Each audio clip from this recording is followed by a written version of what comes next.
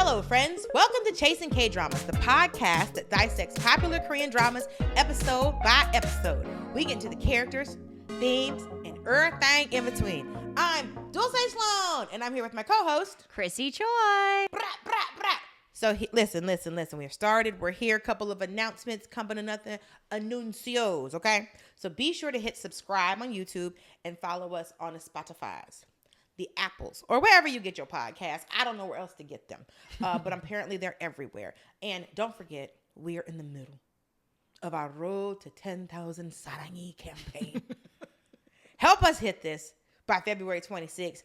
26, okay? So 26206. Put that in your brain, in your mental. Hold on to the little gray cells. And tell your friends about us. Yes. And have them join. And share our content. Share the content. Retweet. No. Repost. Redo it. Recycle. Repost us on Instagram now, making everyone's life easier. Yes. Repost us on the Instagrams. Repost us on the TikToks. Visit our website. Go to the YouTube. Look at our shorts. Share those.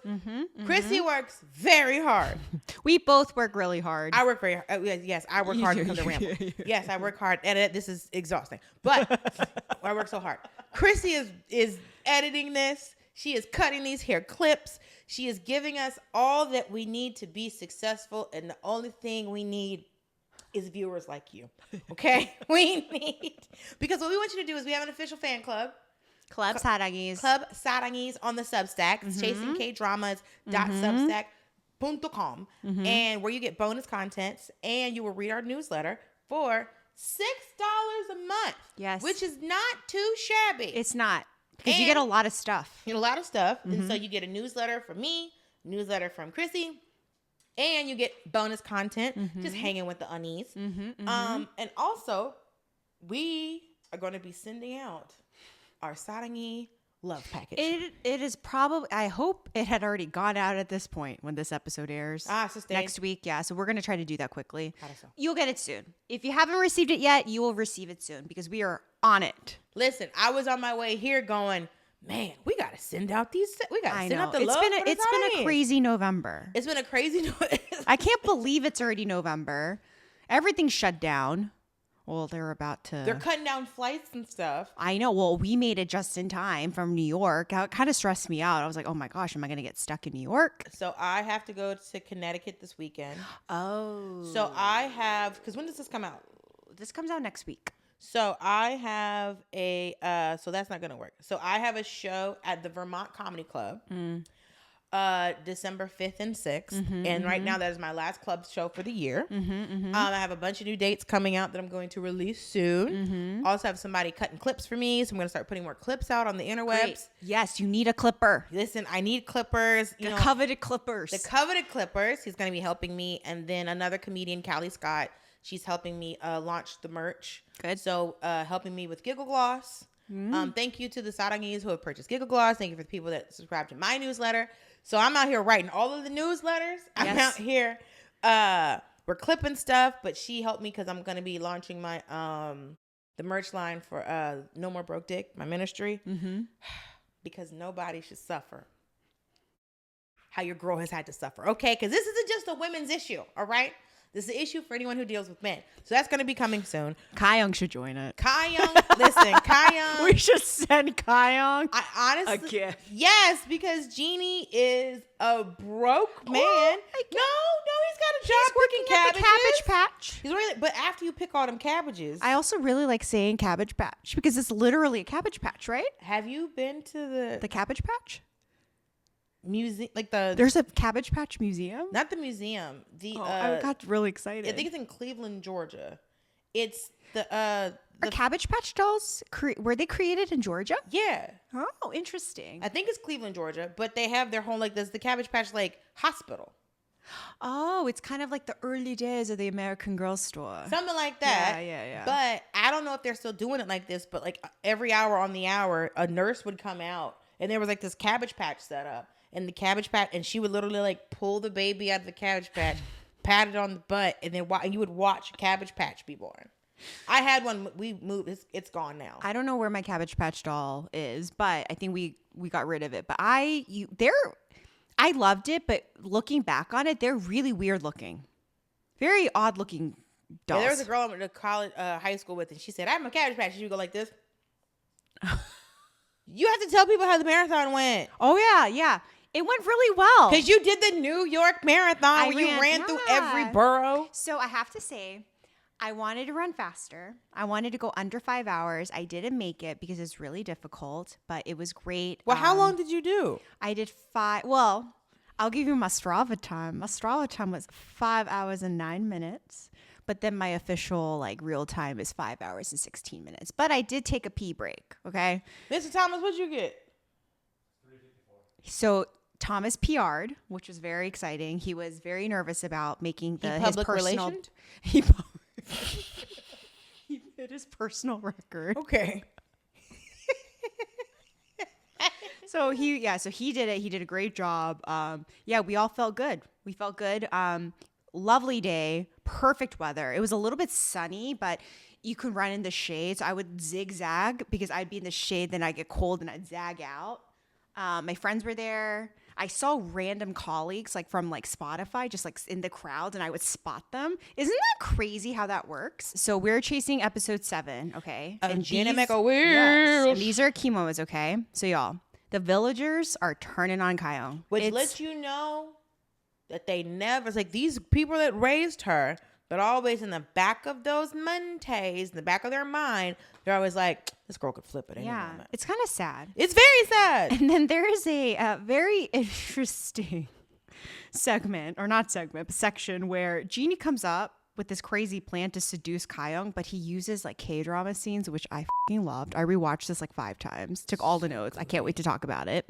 Sangtae makes his second wish, the crazy person, right? And we learn the truth about the dead body that was discovered in the last episode. And then we learn about Shadi and Hunbish. Shadi. One guy's... Shadi, yes. Okay, so opening scene. We pick up where Hyeong was in the past, right? She decides to go back. And I actually appreciate this about this drama, because usually Korean dramas would be like, we ended here, and then it's like a brand new scene, and then we start here. And what they started doing was when they started doing the brand new scene, I'm like, no. So now I'm trying to make sure that I didn't skip something. When it's like, thank you so much for sticking to the old school method of we stopped with a cliffhanger. Yes. And then we're starting from the hanging of the cliff. Yeah. So it's like a rehash, right? She touches Angel's face, or sorry, Genie's face. And then she realized Genie's like falling apart, and he's like, burning up. But Hyeong notices that it was not rage that she was seeing in Genie's face. It was actually sorrow and remorse. So something happened. Genie was sad to see young Hyeong die. Okay? So that's interesting. And then throughout this little segment, you hear Hyeong reciting a poem. It's a poem about Trusar that Halmoni used to read to her, okay? And then Angel is really annoyed that Hyeong is realizing that it's not rage she was seeing in Genie's face. It was sadness. So he's trying to do a cover-up. So he knows a lot more about what had happened, right? So he's clearly trying to cover up something. So then Hyeong's like, if you were really an angel, why would you just stand there and watch people die? Which is a big question that people have about religion in general.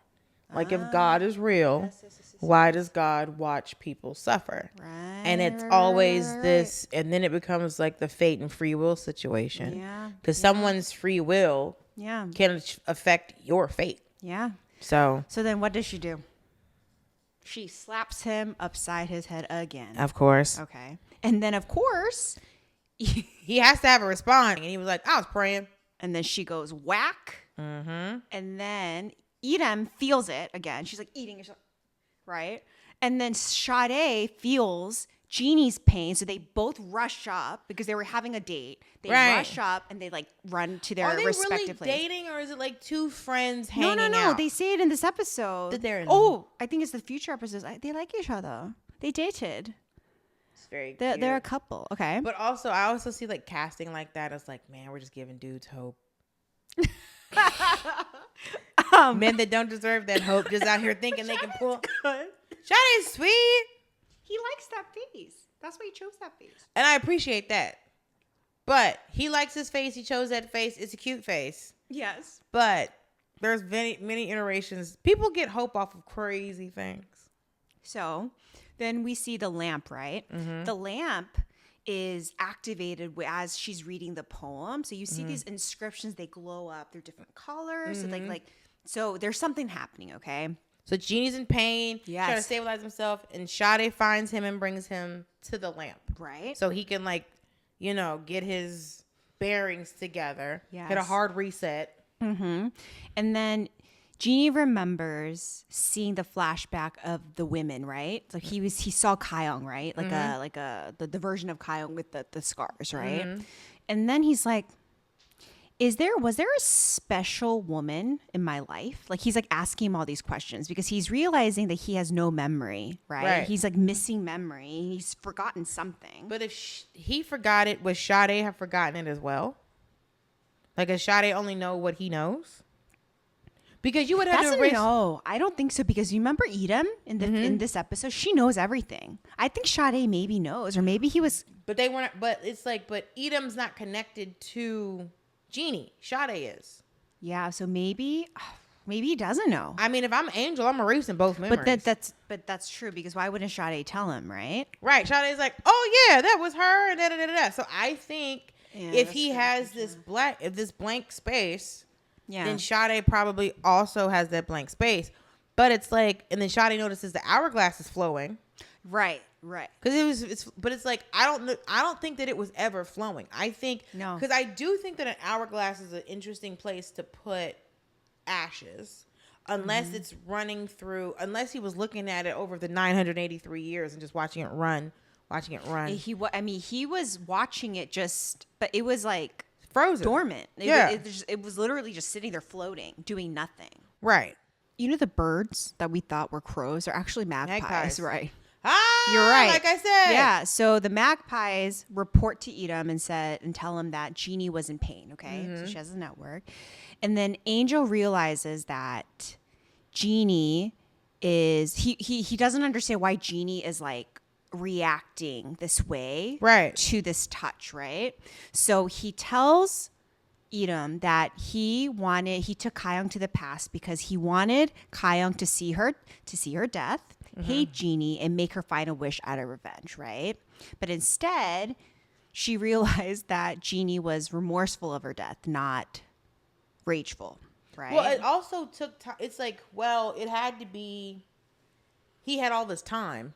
Mm-hmm, because if she had made the wish where he was going to be punished, then he would have like, okay, she's dead, and then moved on. He's never had the time to reflect upon his actions. Yeah. Because he's always just gone on and done the next, evil thing. Yeah. Now he's had to stand still for however long it takes a body to decompose completely. Right. And then this was interesting. So Angel realizes he can't manipulate her, right? Because, Hyeong's smart. She knows all those expressions. She's studied it. She can see right through Angel, right? And then he's nervous about Genie discovering what happened in those 20-year gaps. So there's definitely something fishy that's happening that they're trying to keep, right? And then you also notice he says that Hyeong's lifespan number changed. That was new. Right. Because at one point they go back to that scene and over Hyeong's head, you have numbers. It tells you how many days you have left, right? So clearly her touching the Genie or her going to the past, discovering something, unlocks something where now Hyeong is losing a day. Like she's losing her lifespan because of this. I wonder if there's going to be more times where like something happens where she's going to lose more days. Yeah. So I don't know what's happening. I wonder what happened in that 20-year gap because it obviously has something to do with that other version of Hyeong with the scars on her face. Yeah, and I can't wait to get to that part. And I watched ahead and it still hasn't. It takes a while for that to. In the word of the gospel song, get ready, get ready, get ready, get ready, get ready, yes. get ready. Okay. It's gonna be interesting. Because you finished it. Okay. So Hyeong decides to start looking into the Goryeo history, okay? Mm-hmm. Right? And then she sees that in 1040, that's when the trades stopped, right? And then you jump, and Genie's like panicking about the hourglass, and then he's nervous about Kyeong's final wish, and he's just like, how do I get her to like, how do I convince her to make the like to be corrupt, right? Well, it's like not enough things have happened for you to be able to do this. Like, not enough things have occurred for him to be able to go like, well, let me corrupt her, when she's like seeing, because of, you know, hater ass girl at the bank. Was it Bokyung? Yeah. She's already seeing that, like, Hanmoney is the only good one, but now Hanmoney is running around like a fool. Yeah. Because she's young again. Yeah. So she's already seen how corrupt people are. So she already knows that she's losing. Yeah. So what would make her last wish? Well, he thinks by seducing her. He has a bright plan of seducing her. Okay.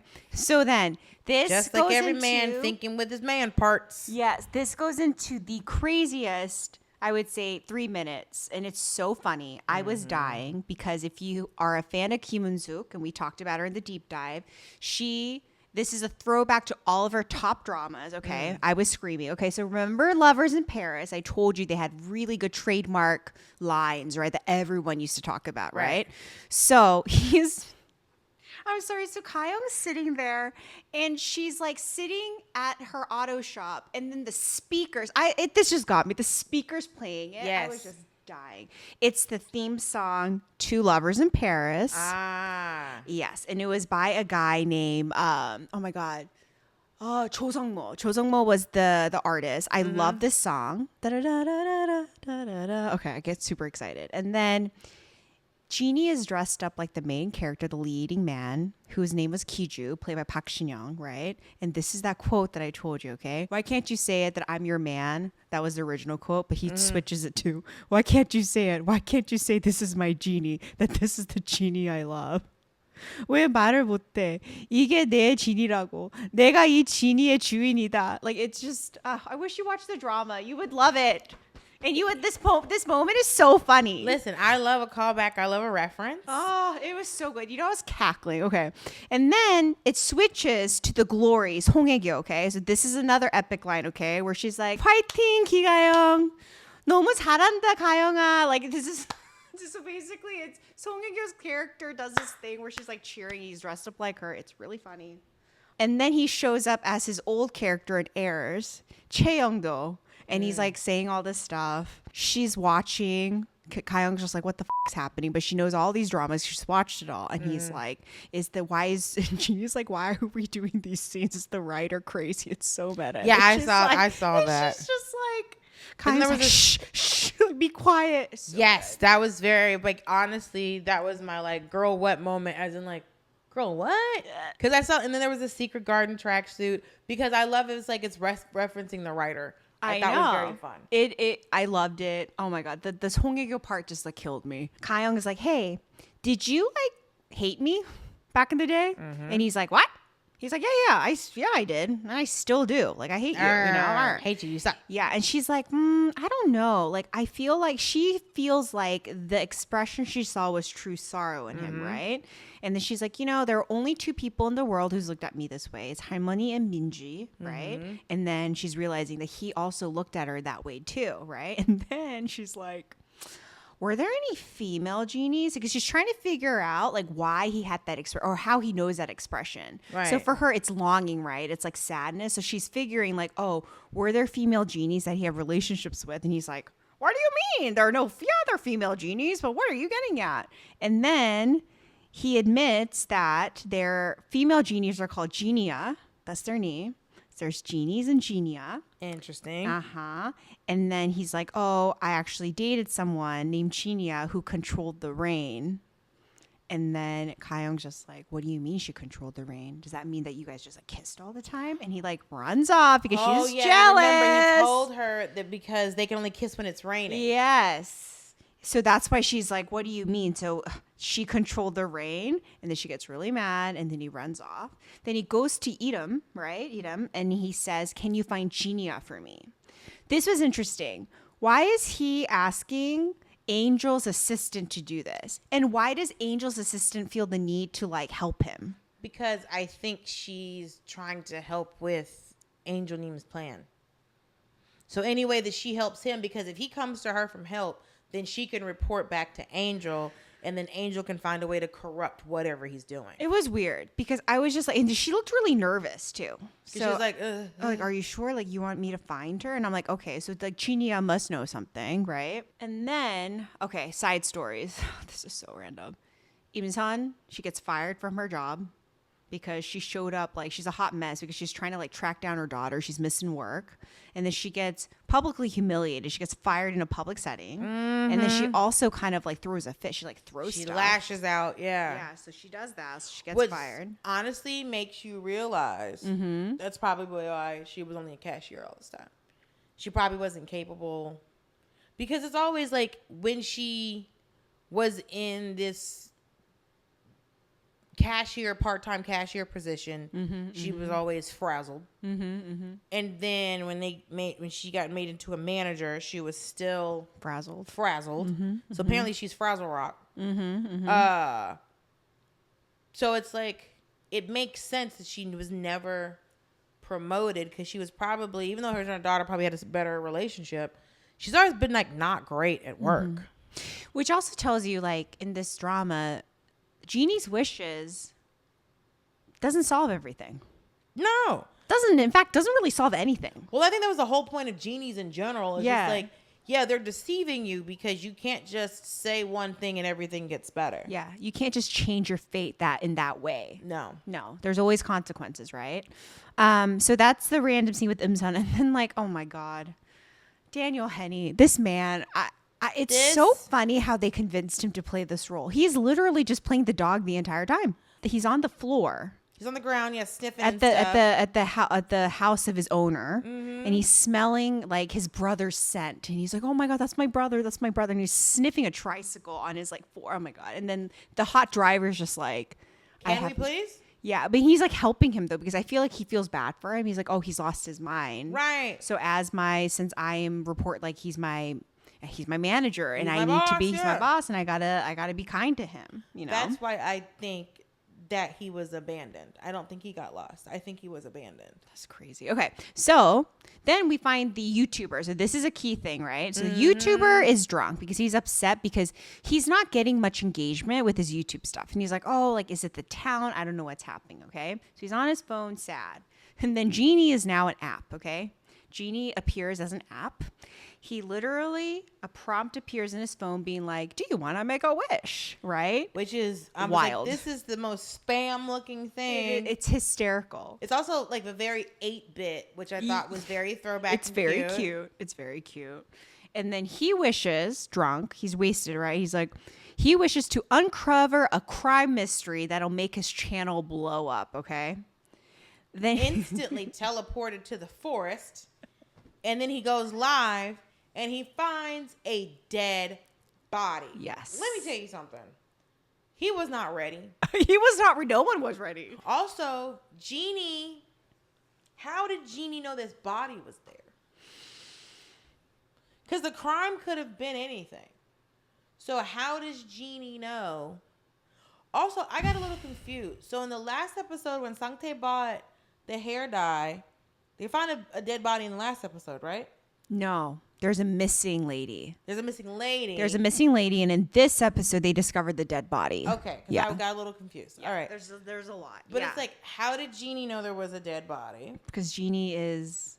I guess something bad happened, so he would know about it? I think he just knows, right? Is it like an omnipresent? Yeah, I was going to say, he must be omnipresent. Somebody, I don't know. But maybe he can like read people's minds, or maybe something bad. Or it's like, what are all the bad things that happen in this town? He used his own chat GPT. His own Google. He was like, all right. Just asked but it's like, it could have been like, because maybe he asked one of the animals if there's a crime that he could solve. Maybe he's just, what is it? You're omnipresent and you're omniscient. Maybe I'm omniscient. I think he's omniscient. Yeah. Maybe. I think that's what it is. I mean, he must be, because he's still, at the core, he's still a magical being. And he was still created by God on the Thursday. So maybe. But he teleports to the forest, goes live, finds a dead body, and then his video hits 600,000 views overnight. Now, is this in won or in dollars? Oh, 600,000 views overnight. I know, I was making a bad joke. Oh, I'm so sorry. Because we do always do that. We're always like, is that won or dollar? And we like freak out. What's the conversion rate on these views? But that's when people say they hate watch things. And I'm just like, yeah, there's no... It's still a view. Like nothing. A view is a view. A view is a view. An engagement, a troll is an engagement. A win is a win. A win is a win. Listen. The town freaks out. Of course. I mean, yeah. It's a small town. You find a dead body. Everyone's freaking out. If we're out here, if there was a body discovered in Sangtae or Yeongdeori, if there's a body discovered in Yeongdeori, it's like someone that we know went missing. It's crazy. Or it was like a regular person. So the village erupts. There's fear. A body just got discovered. And then Minji overhears her patients gossiping. Yeah, this is sad. That Hyeong was probably the murderer. Yes. And she kicks them out. I mean, listen, it's a logical connection. The entire town has had a psychopath for like 25 years. And then there's a body. It's like, well, tomato, potato. She did it. She did it. It finally happened, The math literally is mathing. Yeah. And so at the supermarket, Miju... 할머니 hides from hater 할머니. Oh yes, Henney. At the in the village leader. Yeah. And so she overhears them saying that Hyeong must have killed someone, and that 할머니 abandoned her. Yeah. So which has to make her so upset. I mean, yeah, she's like crouched over and she's like so upset, and it's this like. It's the hater harmony because she's being so like mean. And because even the village leader's like, wait a minute, because the village leader goes, hold on. Yeah. This was 20 years ago. So she would have been 8. This is a grown woman that we found. Are you trying to say that an 8-year-old killed this lady? Yeah. And he's like, you need to let it go. He's like, you need to go home. You need to chill. Harmony goes home. And then Hyeong comforts her and tells her to ignore the rumors and just stick to the routine. But it's very interesting how without the presence of 할머니, people like which lets me know that hater 할머니 thought this about Hyeong the entire time. So and she never was supportive because which 할머니 was it that had the baby on her back that was teaching her the letters when she had the sickle in her hand? Which 할머니 was that? I don't think it was this 할머니. It wasn't this one. It was another one. Yeah, it was the. It's the one with the grocery store ajumma. Oh, the one that had her granddaughter in the mother-in-law. Yeah. So she had a granddaughter in the field with her.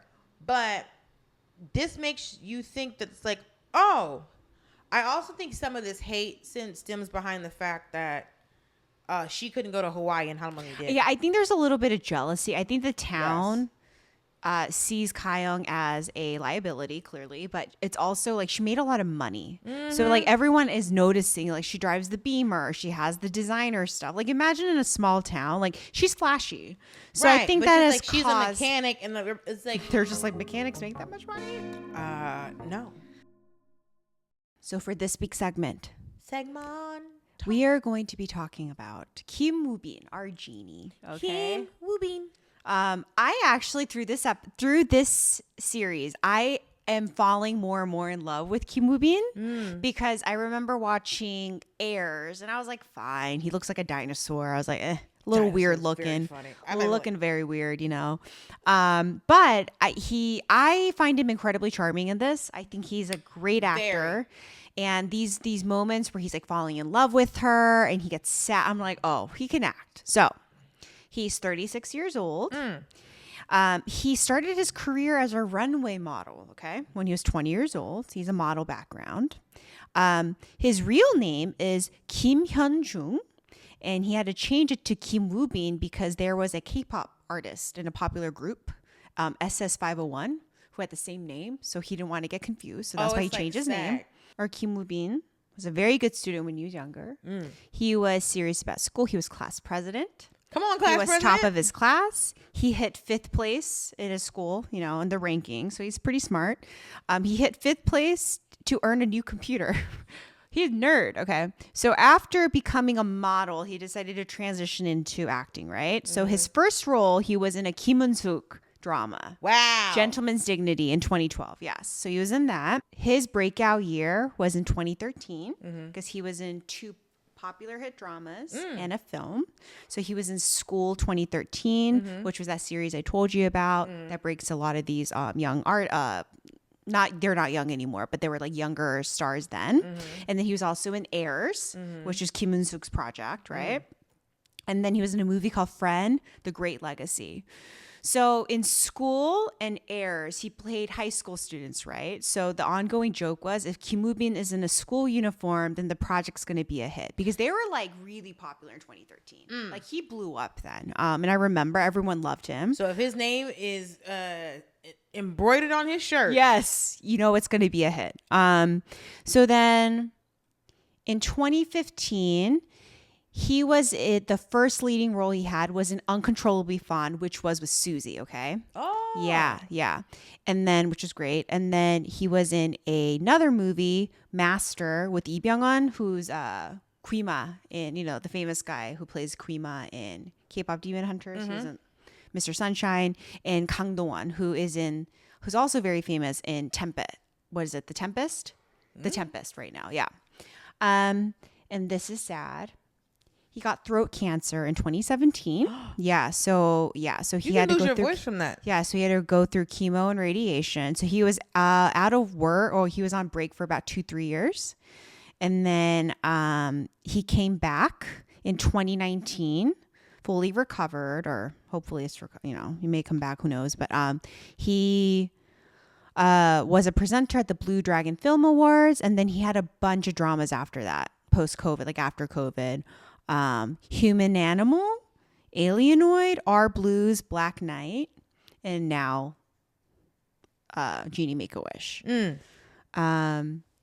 What's really interesting is I didn't watch Uncontrollably Fond actually, but the storyline is he plays a dying actor, like top star, who fights cancer and comes back. How crazy is that?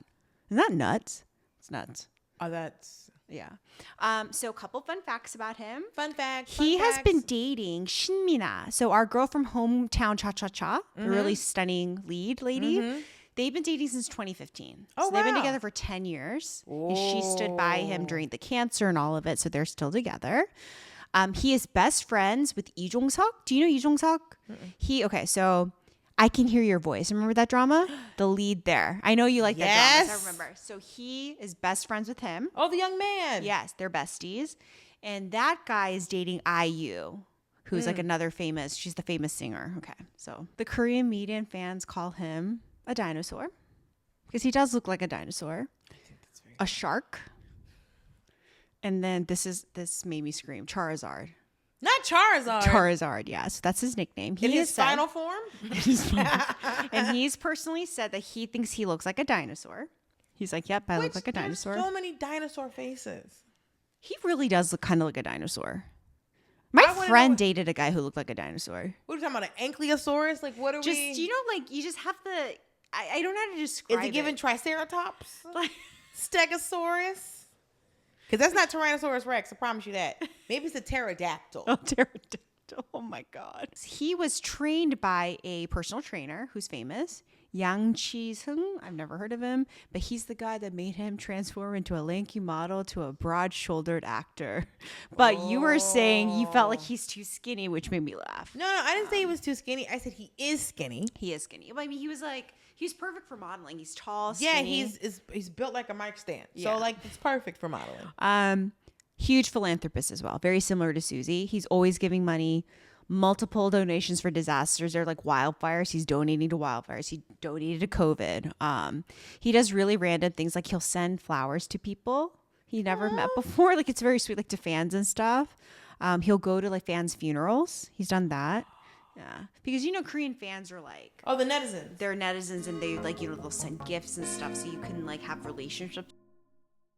Hyeong tells her grandma, "Hey, grandma, like just please rest. I will go get," because her grandma's making soup. She's like, "I will go get the greens." So she goes. She's like digging, getting the greens, and then Bokyung shows up. Bokyung's like, "I have called you like 30 times. You're not picking up," and Hyeong's just like, leave me the F alone. Be it, nerd.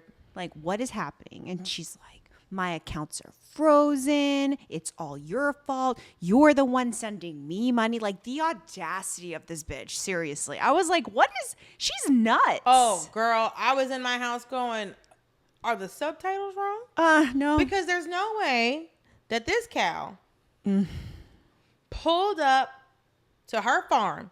So you pulled up to the trailer where I pay rent. And was like, hey, you got my accounts frozen. And it's like, how did I get your accounts frozen? And bitch, you work at the bank. Yeah. And she's like, I'm going to go under tax investigation. And Hyeong's like, sure. Okay, whatever. I don't care. And then Bokyung's just like, you are murder. Like, she calls her a murderer. She's like, everyone in the town saying that you did it. You're awful. And then she's spilling the beans. She's like, Genie gave me a wish. I wished for this to happen, you know? And then Hyeong's just like, oh, and then she has the nerve to say, I have my one wish left. I'm gonna wish to kill you. Okay.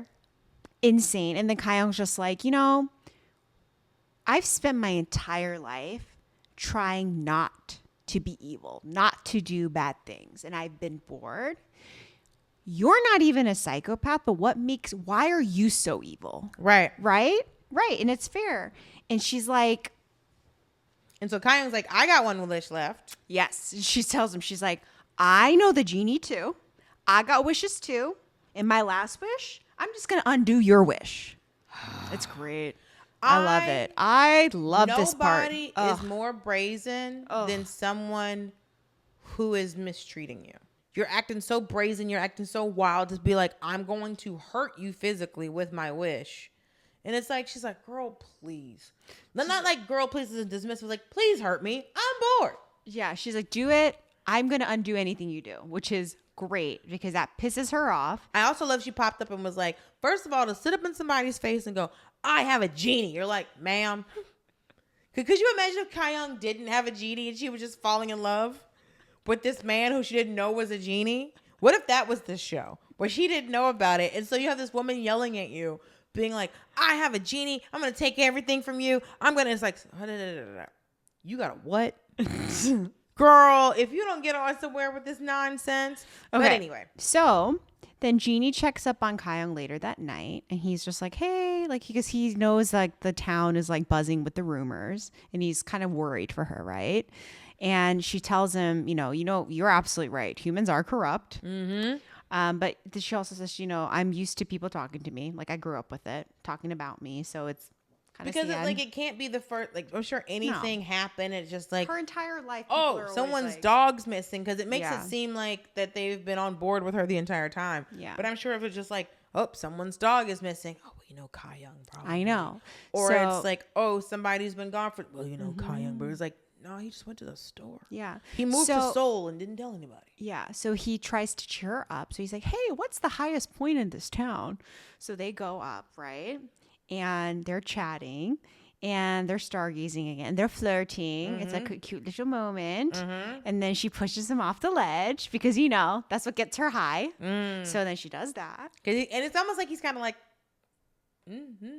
He's fallen for her at this push point. Me. He's like, ha ha ha. Okay, so really quickly, they run into Minji, okay, on their way back home because Minji goes to their house, okay, and then she sees Miju, her crush, okay. Yes. She's coming out of Halmoni's like room, basically, right? Yes. And she's just like, wait, hold on, why are you coming out of Hyeong's house? And then Halmoni's just like, oh, like, you know, I'm just visiting, like, blah, blah, blah, blah, blah. This is where I'm staying. I'm visiting. Yes. And then Hyeong and Genie walking up, and then she sees Genie. She's like, why are you with Genie? I thought, like, why is he staying with you? Because I guess no one knew. I guess Minji didn't know that he was staying at the house. He just knew he was in town. Yeah. She's like, why is this bum-ass man staying with you?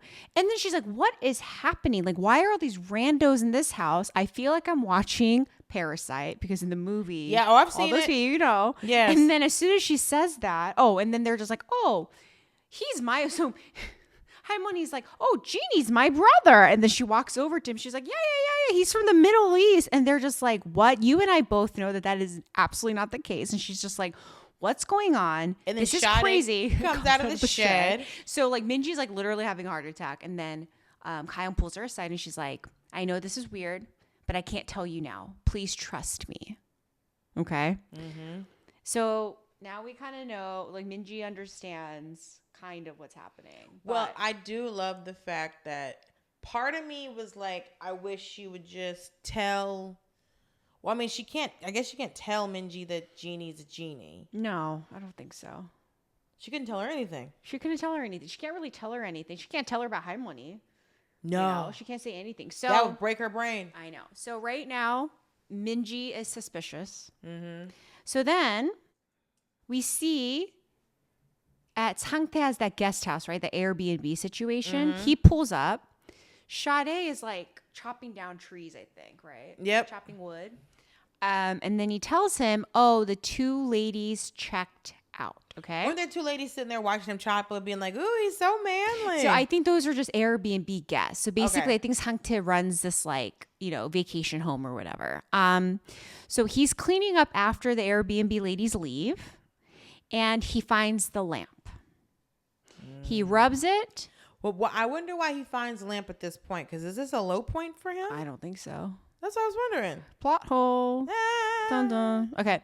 And then he wants to go. His second wish is to go back in the past, okay, to December 23rd, 2004 at 11:40, okay? Or as my mother likes to call it, Christmas Eve. Christmas Eve. And then he grabs a kitchen knife from the kitchen, like literally grabs a knife and he goes, okay? Genie is disgusted by him. Like Genie does not like him. It's very clear. He's like, bring me to 11:40 p.m. Oh no, he didn't even say p.m. He just said 11:40, and then he takes him to 11:40 a.m. and it's in front of the recreational hall, and it's broad daylight. It's 11:40. It's in the morning, and he's freaking out. He's like, "Why would you take me here? I said 11:40 at night." And he's like, "No, you didn't. You got to say military time," which is kind of true. I mean, listen, he needed him to say, what, 23:40? Yeah, you need to be specific, right? Then he sees a baby Hyeong, right, walking, and he sees her, and he's like, oh my God, that's the psychopath. Maybe I should go play hide and seek with her. That's so creepy. I was like, oh my God, this episode is like, this man's nuts, okay? Because so Sangtae wants to go play hide and seek. Yeah, which is creepy. Which I don't think that young Hyeong would have been on board with that. No. Not at all. Well, then Genie gets super pissed, throws him to the ground, and then takes him to 11:40 p.m., okay? To get him away from Hyeong. Okay, so now this is when the drama becomes a fucking thriller crime series, okay? Because this part was really creepy. I was not expecting this. Homeboy is in the shed with the dead fucking body. Mm-hmm. And he's painting her hair. He's dyeing her hair black. Oh, yeah. Dyeing her hair black. And I'm like, oh, my God. It was like what is it? Not Tom Bundy. What's the? Ted Bundy. Ted Bundy situation. Like, listen, it's a good thing he's not on top of your memory. I just don't like serial killers. I just don't, it creeps me out. Serial killer content creeps me out. I do wonder, because someone was saying it was like, does serial killer content create more serial killers? Probably. That gives them ideas. But because you know a lot of those serial killers copy other people. What was it? The Zodiac guy? He was like the copycat. He like copied other murders. Well, it's because you know, like with Jack the Ripper, I think because like when we think about how long we had murder before we had police. Or how long we had murder before we had investigating of crimes and then a legal system. So it's like when people talk about, you know, the Tangerine Terror, it's like, well, how can he be president? He has felonies. And it's like, because when they wrote the Constitution, felonies didn't exist. So it's not against the law because the law was never, this is a law that's older than the law. It's so upsetting in a way that's hard to describe. Because it's somebody like, I always think about like people like waking up and getting dressed to do crime.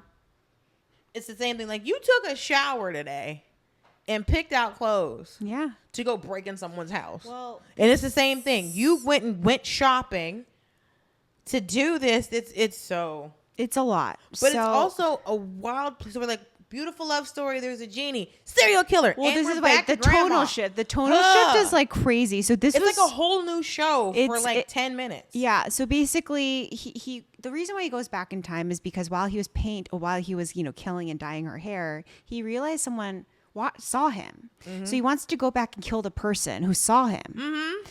Because he wants to make sure, because the body clearly that they just discovered was this body, right? So he realizes it was his mom. It was his own mother, right? So he comes back to present. He hugs his mom while she's sleeping, and she is terrified because she knows that she is raised. Her son is a serial killer. Mm-hmm. And he hugs her and he's like, ha ha ha, you should have told me that it was you, Mom. It means I could have gotten away with it. I would have killed more people. Do you know what I mean? So because he knows his mother's not going to turn him in. You're right. So his whole point is like, Mom, you should have told me. I didn't realize it was you. If I would have known, I would have killed more people. And she's like laying there crying, like terrified, right? God. And then this is the crazy part, okay? He also tells the genie, he's like, I know, she has my back, like Genie, I can keep cleansing the world of the vulgar ones. This is what's always confusing to me. It's like these serial killers decide that's just like, they think they're clean. Yeah, they're clean. They're cleansing the world. What an odd. I know. What an odd thing.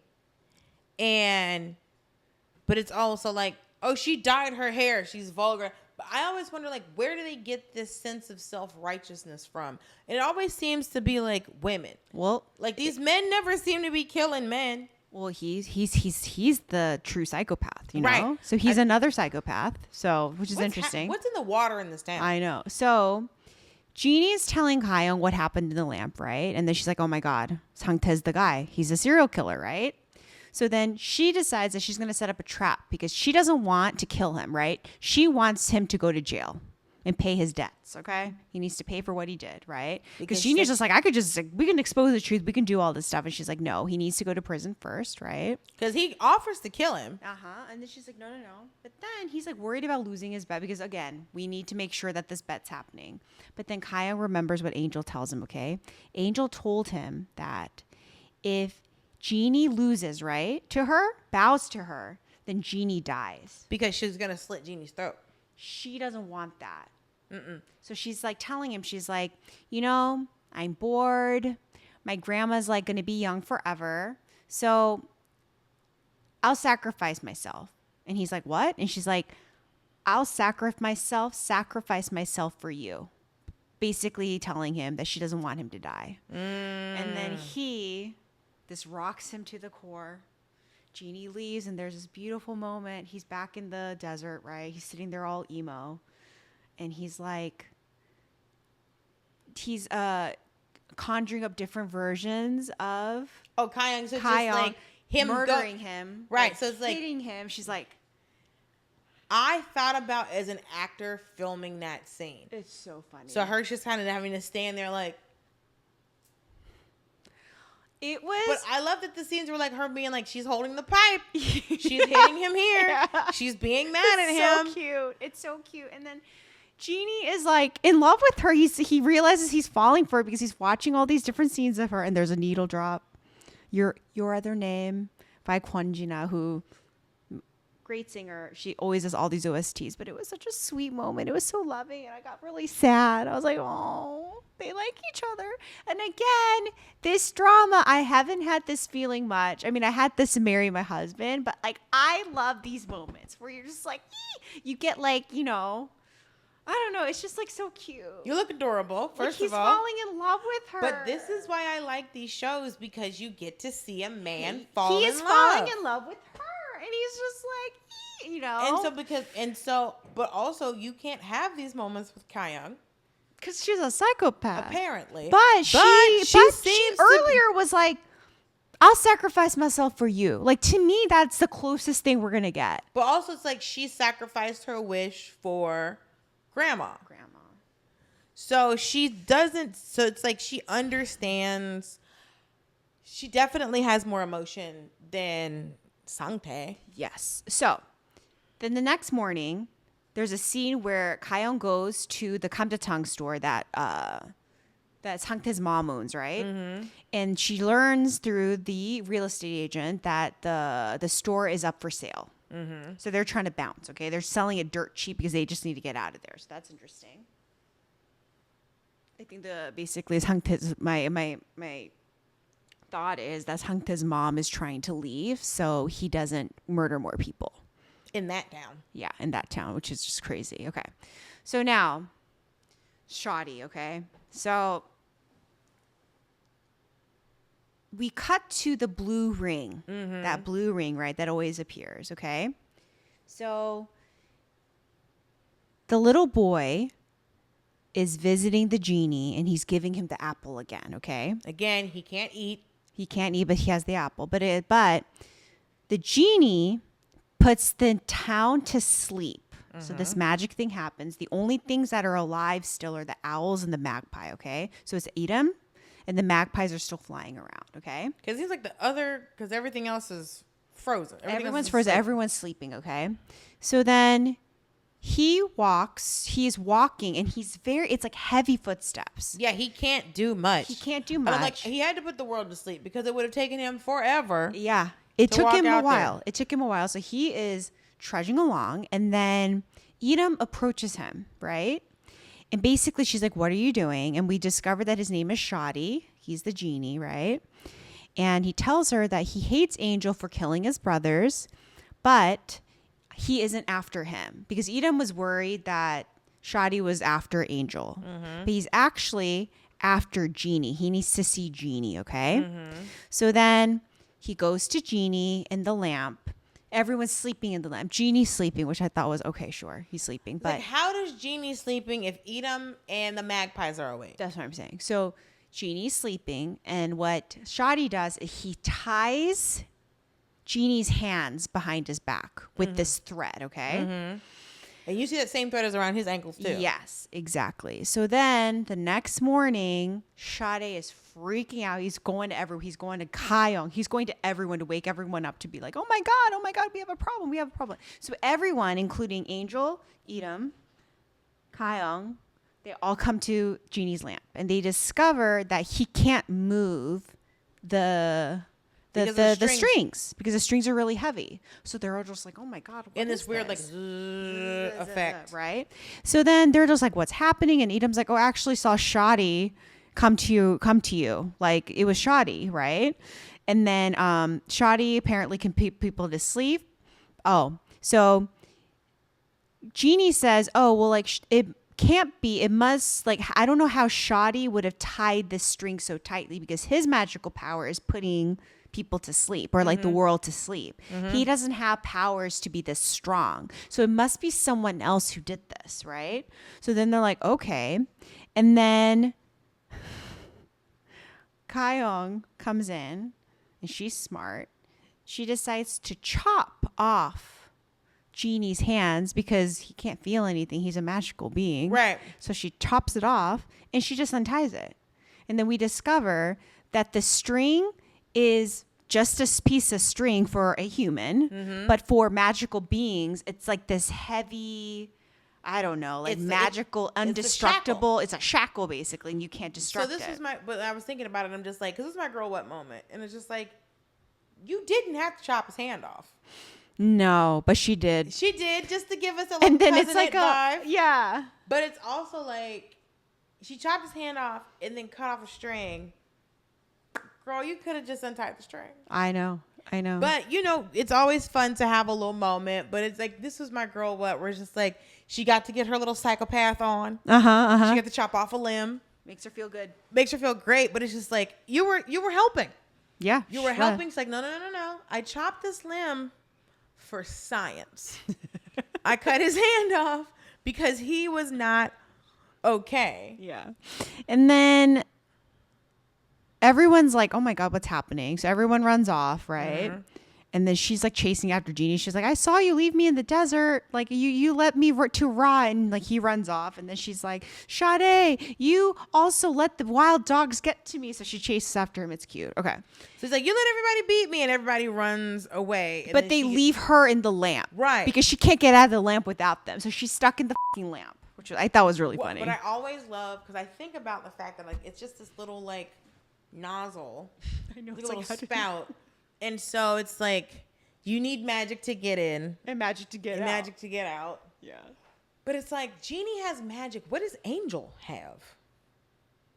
Angel has magic too. But is it like a divinity? Is it true magic, or is it like, what is this? I would think angels would have more power than genies. I would think so too, because it came from. But doesn't Genie's power come from the Lord? Yeah, but I think it's different though. Oh, because he wouldn't bow. So basically, it's like how. And genies, I feel like, again, they can't do anything for themselves. Like, I think angels, it seems like angels can do whatever. Because he can make money. He's making money. He's, working out. I guess wearing nice suits. Yeah, wearing nice suits. Genie's thin as a rail. Genie is thin as a damn rail. Him in them suits, girl, his legs are toothpicks, baby. So then Genie goes to Angel, okay? And he's like, he needs to know who Shadi's master is, okay? Yeah. Okay. So this is interesting because they're going into like the history of their backgrounds, right? So Angel says that he hasn't seen Shadi since the war, and he thinks that someone else is controlling him, okay? And then he tells him, but it's the person with the string. The string. So someone else is controlling him. And then we discover, or he tells Genie that it's probably the little boy that he made immortal who's doing this. Hunbish, okay? Mm-hmm. Right? And then Shadi goes home, or charges back home again, right? Because he has those heavy strings. And then he is confronted by the thugs in front of the house. Hunbish, his mom and his dad, okay? So everyone's super upset that he's back, right? And basically the little boy is eating the apple now, and he has the necklace. So we know now this is the baddie. This kid is bad. There's something wrong with him, okay? And so this is that Shadi is trapped in a ring. Because as soon as I can tell you, I made this connection beforehand. Yeah. So obviously, because the ring is glowing blue. Yeah. And then when you see Shadi in the window. Yeah. And it's like, okay, glowing ring. Something's off. But someone is a genius. This kid is, there's something off. We knew that the kid was in power, clearly. And I think we knew that the kid was off when we saw the limp. Yeah. I think the limp let us know, there's something up with this child. And then this is crazy, okay? So then Genie is asking Angel for more questions, but Angel refuses to respond. Then he jumps out the fucking window. And so I was like, what is happening? And he flies away. And he's like, nope. And he's just gone. Like, I was like, why? Like, just answer the man's question. Or like, just leave. You don't have to anyways. And then Genie decides to go back. Another building. I know. So Genie goes back in the past with Shadi, and they find Hunbish, right? And they confront him, and they basically tell him, don't hurt Shadi. I'll find you in the present. And it ends. Okay. So this episode. So now Genie went to the past to make him a memory. Yes. Basically. Yeah. So this episode I thought was a lot shorter than the previous episode. Because there was so many They could have added a little bit more from the last episode to this episode. But again, the pacing's weird. But final thoughts, okay? What do you think Shadi's true purpose is? I think his true purpose is to show us about the past. Yeah. So because it's to teach us more about. He's obviously going to be a vehicle to the past to teach us more about Hyeong and Genie's relationship. Yes. But also it's created a common enemy for everybody, because everybody showed up in the lamp and was like, okay, what happened? Because I do wonder, can he tie the string around the angel? Would the angel maybe be susceptible to the string as well? That's actually a good point. I didn't think about that. Yeah, that was the first scene where we saw all of those characters together in one room. Right. And so I think this might be a moment like, oh, we all have to come together to defeat this little bud. Yeah. Well, the kid. Yeah. Because it's like he's up to something. Yeah. Because now okay, you're a bad dude. Right? So Hunbish, there's something wrong. He's 1,000 years old at least. So you're a 1,000-year-old child. Kid, which is very creepy. Which is like, You know, the interview with the vampire, Kirsten Yes, Dunst. the little girl. An eternal child. Very creepy. For something about an eternal child, is I don't know what it is. It's very scary. But do you think it's inherently scary? Like, it's like, you know, like there's in a horror movies, you see like a set of twins being like, hi, we want to play. And I'm like, why is this creepy? Or children singing where you can't see them.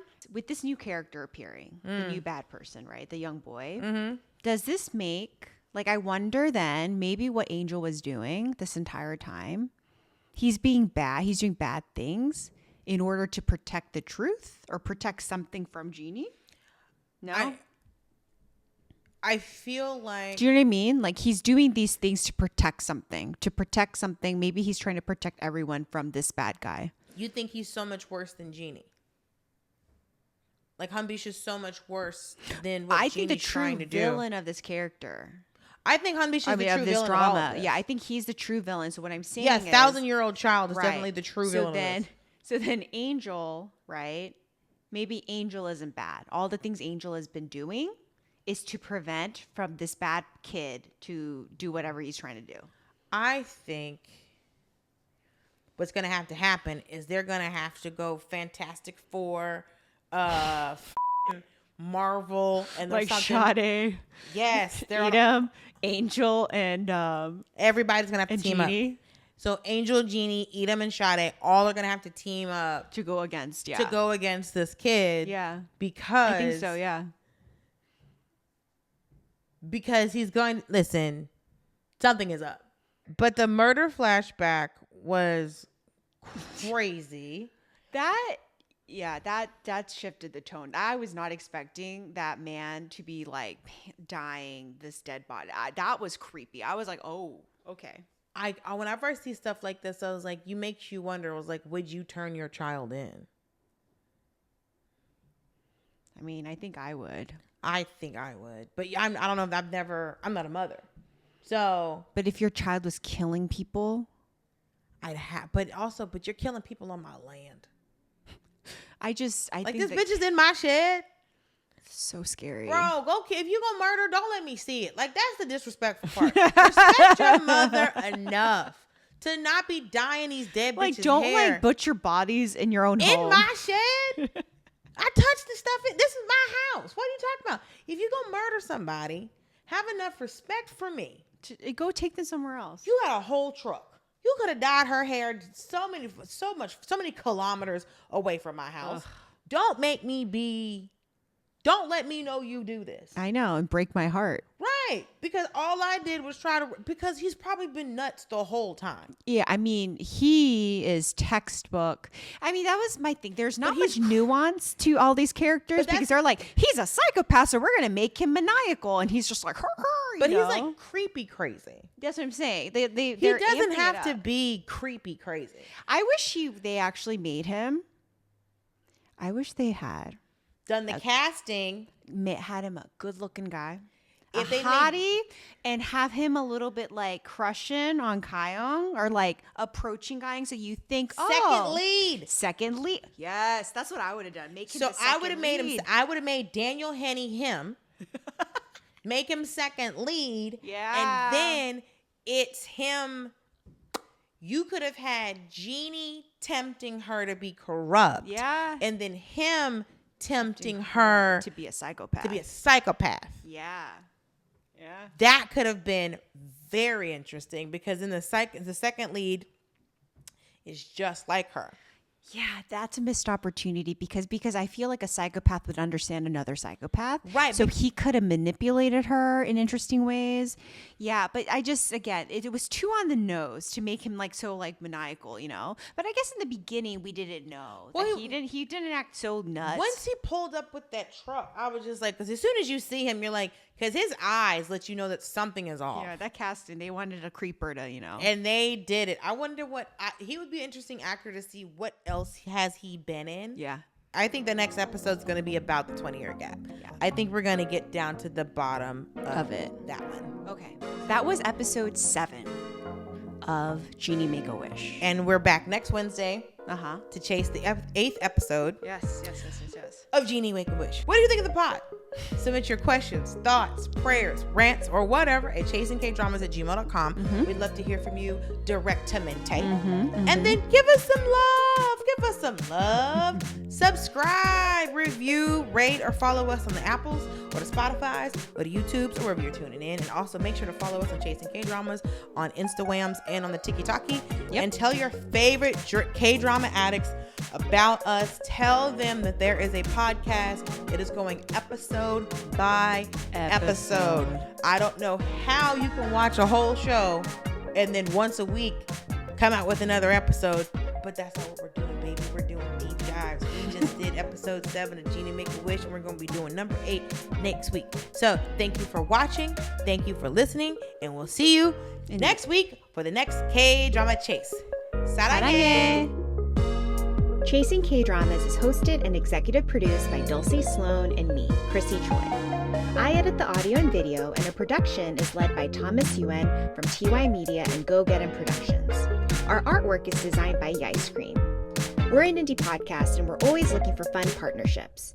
If you're a brand that's interested in sponsoring our chases, or for your fan who just wants to stay in touch, please check out our website at chasingkdramas.com.